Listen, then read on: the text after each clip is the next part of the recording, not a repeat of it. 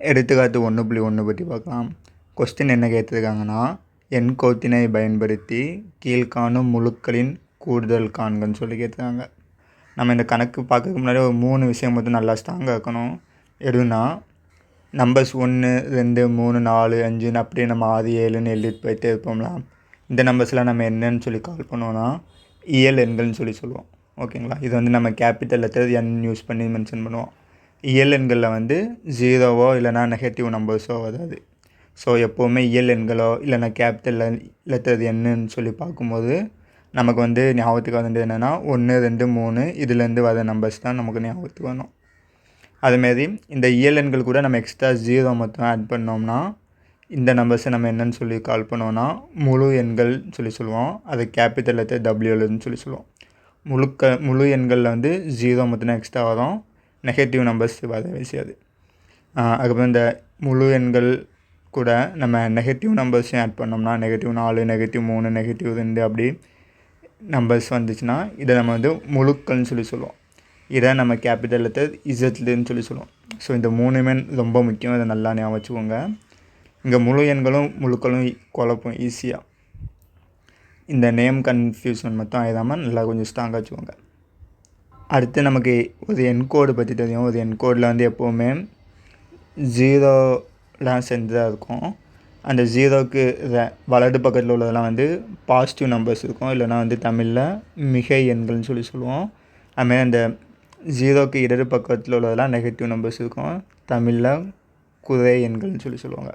நமக்கு கொஸ்டினில் வந்து இந்த எண்கோட்டினை பயன்படுத்தி முழுக்களின் கூடுதல். முழுக்கள்னு என்னது? இந்த நெகட்டிவும் பாசிட்டிவ் நம்பர்ஸும் சேர்ந்து தான் முழுக்கள்னு சொல்லி இங்கே படிச்சிருக்கோம். மொத்தமே நமக்கு வந்து இந்த பாசிட்டிவ் நம்பர்ஸையும் நெகட்டிவ் நம்பர்ஸையும் வச்சு முழுக்களை கூட்டணும்னு வச்சுக்கோங்களேன். ஒரு 4 கேஸ் தான் வரும். எதுனா பாசிட்டிவ் நம்பரையும் கூட்டுவோம். இல்லைனா பாசிட்டிவ் நம்பரையும் நெகட்டிவ் நம்பரையும் கூட்டுவோம். இல்லைனா நெகட்டிவ் நம்பரையும் பாசிட்டிவ் நம்பரையும் கூட்டுவோம். லாஸ்ட்டாக நெகட்டிவ் நம்பரையும் கூட்டுவோம். இதை வந்து புக்கில் எப்படி ஆன்சர் கொடுத்துருக்காங்களோ அதுபடியே பார்க்கலாம். எப்போயுமே ஒரு சம்மை நம்ம கூட்டும் போது நம்ம வந்து நடுச்சில் ஒரு பொம்மை வரைஞ்சிக்கிறோம். இந்த பொம்மை வந்து டிஃபால்ட்டாக எங்கே பார்த்துருக்கோன்னா வலப்பக்கத்தை தான் பார்த்துருக்கோம். அதாவது பாசிட்டிவ் நம்பர்ஸ்லாம் எங்கே இருக்கும் அந்த சைடு தான் பார்த்துருக்கோம். ஓகேங்களா? இப்போ 2 ரூல் மட்டும் ஞாபகம் வச்சுக்கோங்க.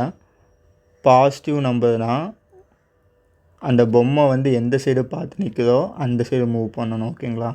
நெகட்டிவ்னால் அந்த பொம்மை எந்த சைடு பார்த்துட்டு நிற்குதோ அதுக்கு பின்னாடி சைடு அப்படி மூவ் ஆக்கி போகணும். இப்போ அந்த பொம்மை வந்து வலப்பக்கம் இருக்குன்னா அது வந்து பின்னாடியே வரணும். இந்த 2 ரூலை மட்டும் ஞாபகம் வச்சுக்கிட்டோம்னா நமக்கு வந்து ஈஸியாக இந்த சம்ஸ்லாம் ஃபாலோ பண்ணிடலாம். ஃபஸ்ட்டு நம்ம எண்கோட்டினை பயன்படுத்தி கூட்டும் போது எப்போவுமே ஜீரோவில் வந்து தான் ஆரம்பிப்போம். ஓகேங்களா? அண்டு அந்த பொம்மை வந்து டிஃபால்ட்டாக பாசிட்டிவ் நம்பர்ஸை பார்த்துருக்கோம். நமக்கு ஃபஸ்ட்டு கொஸ்டின் பார்க்கலாம். பாசிட்டிவ் 5 தான் ஃபஸ்ட்டு கொஸ்டினில் இருக்குது. பாசிட்டிவ்னா என்ன சொன்னேன்?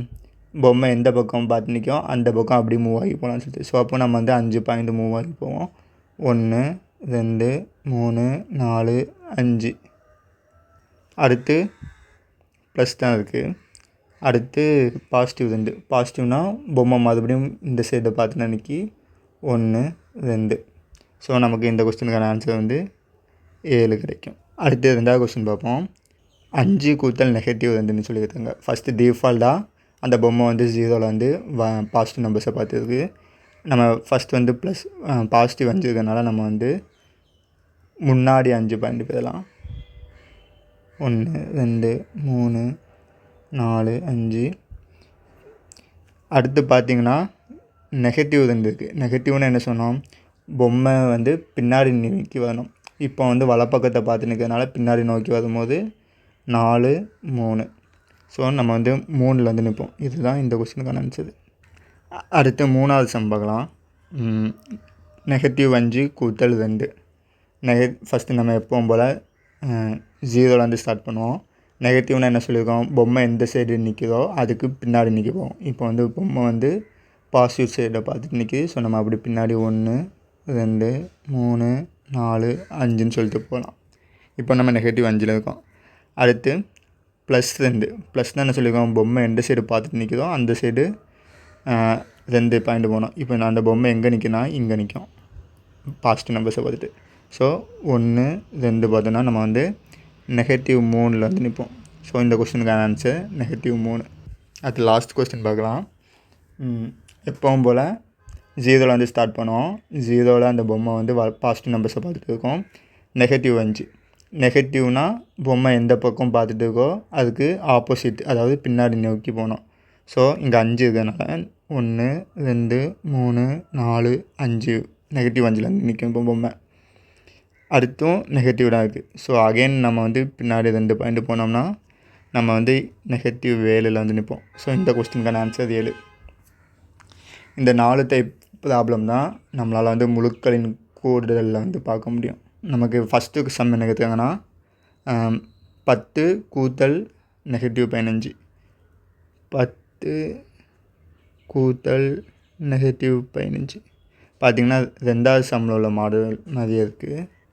எப்பவும் போல் 0லேருந்து ஆரம்பிச்சிடுவோமா. 0ல் நம்மளோட பொம்மை வந்து பாசிட்டிவ் நம்பர்ஸை பார்த்துருக்கு. ஃபஸ்ட்டு வந்து பாசிட்டிவ் 10னால நம்ம வந்து 0லேருந்து பாசிட்டிவ் 10க்கு அப்படி போயிடும். ஸோ இப்போ நம்ம பொம்மை வந்து இங்கே நிற்கிது, பக்கத்தை பார்த்து நிற்கி, 11 12 பார்த்து நிற்கி. அடுத்து நமக்கு என்ன இருக்குன்னா -15. நெகட்டிவ்னா பொம்மை எந்த பக்கத்தை பார்த்துருக்கோ அதுலேருந்து அப்படி பின்னாடி வரணும். ஸோ அகைன் நம்ம 10 பாயிண்ட் பின்னாடி வந்தோம்னா 0ல் வந்துடும். 11 12 13 14 15.